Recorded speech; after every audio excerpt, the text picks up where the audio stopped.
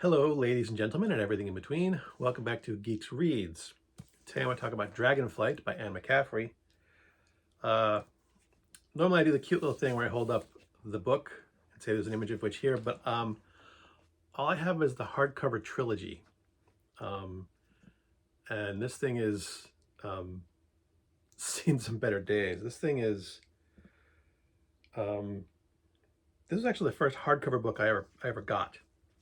So this thing is, I think I got this in 1982, but it does contain Dragonflight in here. So, I could do the whole cutesy thing here, but it doesn't match. It bothers me. I'm somewhat OCD that way, but Dragonflight, I do have it. So, that aside, Dragonflight is the first novel in the Dragon Riders of Pern series by McCafferey. Was released in 1967 or 68, I think. I can't remember the exact date. Sorry about that. But the book itself is actually a merger of two short stories that McCafferey had written.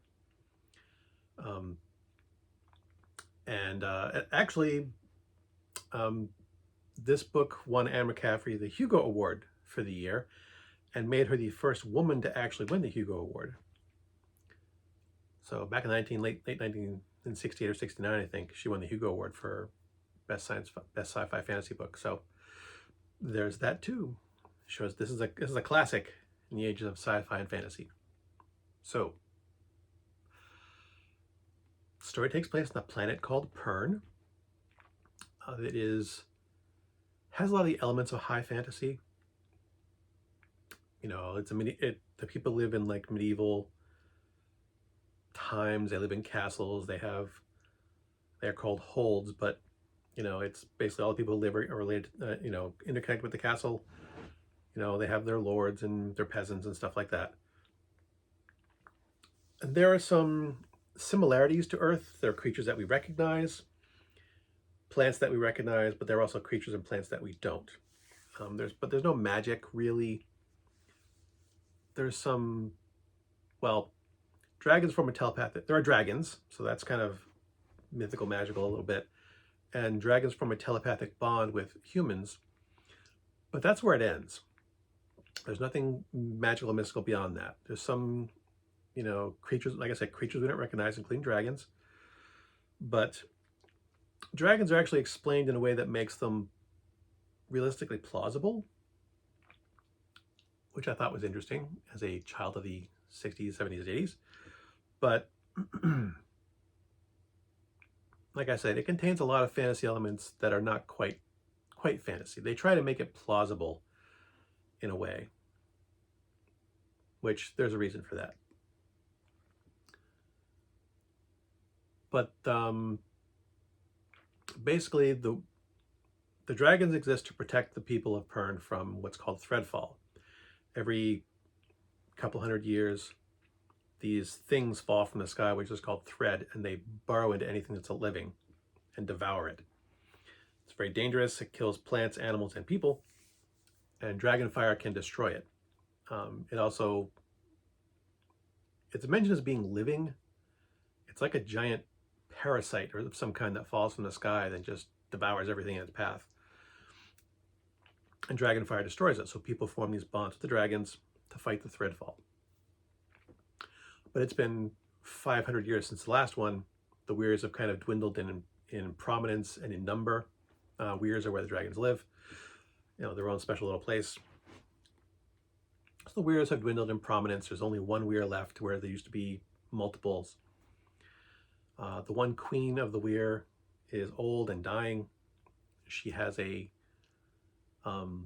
single clutch of dragon eggs that she's laid, which finally contains a single queen egg. So people are out, the dragon riders are out trying to find someone who could possibly bond with the new queen when it hatches. Not being met with much success. They're meeting with a lot of, derision. People are wondering why they still have to support the weirs. The thread's never going to come back. It's been 500 years. And that's kind of where the story starts. That's usually more plot exposition than I usually give. That's more spoiler word than I usually give. But, you know, it doesn't give away too much of the story. I will, you know, the main character is, crap, what's her name? Lessa, I think. You know, she is found to be a potential new queen, or dragon rider to ride with the queen, bond with the queen. There's all kinds of political details going on with where she comes from, the politics of the weirs, the politics of the holds.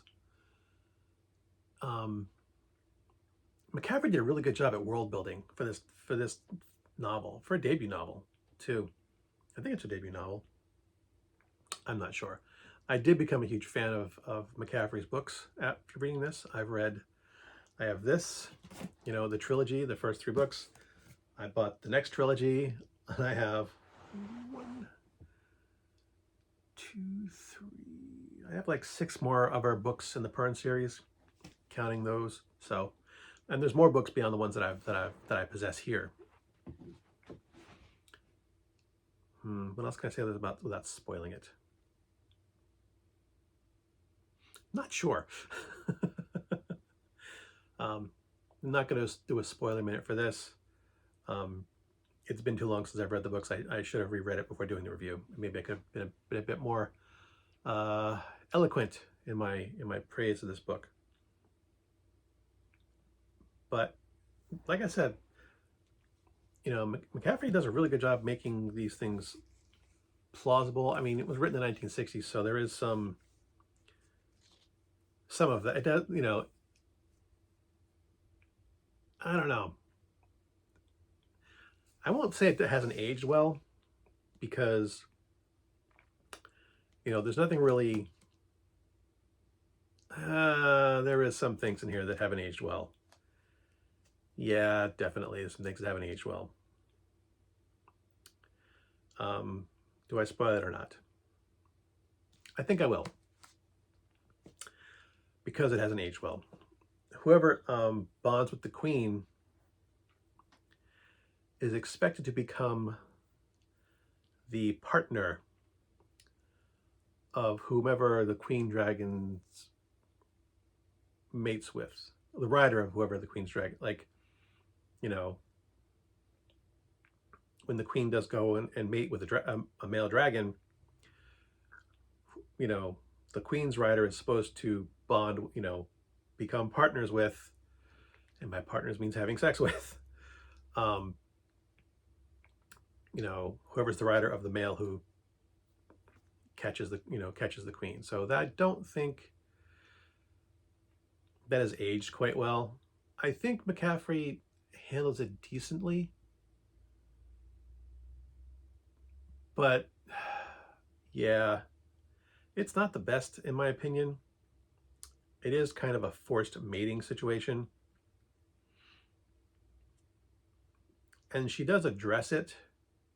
Well, it's addressed in a way that makes it seem okay, which is problematic to me. It's more about, trust me, it'll be fine, you know. It's really okay. People are really okay with it, you know, even though this seems kind of nasty, people are okay with it. It's kind of the way it's addressed. So I think that's a bit problematic. That's the part that hasn't aged well. Other than that, though, I think the book has done well. As you know, it does hold up well to modern audiences. It's kind of, the pacing is a bit different from modern writing. I have noticed that going back and rereading a lot of my old books. The pacing and the way the dialogue flows is a bit different than modern writing. You know, the 50 years difference between those books and the ones that are being written today does show. But other than that, I really, really do still like these books. Especially the first one. The first trilogy, I think, is really good. Although it doesn't follow the same character throughout all 3 books. It's a bit disparate. Same holds true for the second trilogy, but I'm not going to review those now. I'm rambling on and talking about other books instead of the one I meant to talk about. Anyway, Dragonflight? Dragonflight, first book in the Dragon Rider series.